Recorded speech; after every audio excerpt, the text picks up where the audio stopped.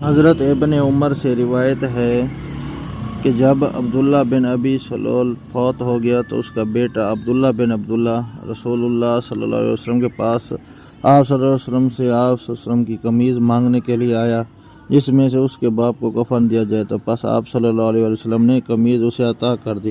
پھر اس نے عرض کیا کہ آپ صلی اللہ علیہ وسلم اس پر نماز جنازہ پڑھیں، پس رسول اللہ صلی اللہ علیہ وسلم اس کا جنازہ پڑھنے کے لیے کھڑے ہوئے تو حضرت عمر نے رسول اللہ صلی اللہ علیہ وسلم کا کپڑا پکڑ کر عرض کیا، اے اللہ کے رسول، کیا آپ اس کی نماز جنازہ پڑھنا چاہتے ہیں؟ تو حالانکہ اللہ نے آپ صلی اللہ علیہ وسلم کو اس کی نماز جنازہ پڑھنے سے منع فرمایا،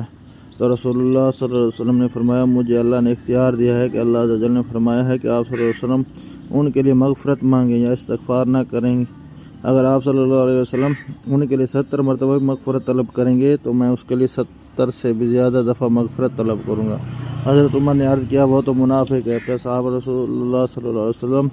اس پر نماز جنازہ پڑھائی تو اللہ رب العزت نے یہ آیت مبارک نازل کی، وَلَا تُصَلِّ عَلَىٰ أَحَدٍ مِّنْهُم مَّاتَ أَبَدًا وَلَا تَقُمْ عَلَىٰ قَبْرِهِ، اور ان میں سے کوئی بھی آدمی مر جائے تو ان کی نماز جنازہ کبھی نہ پڑھیں اور نہ ہی اس کی قبر پر کھڑے ہوں۔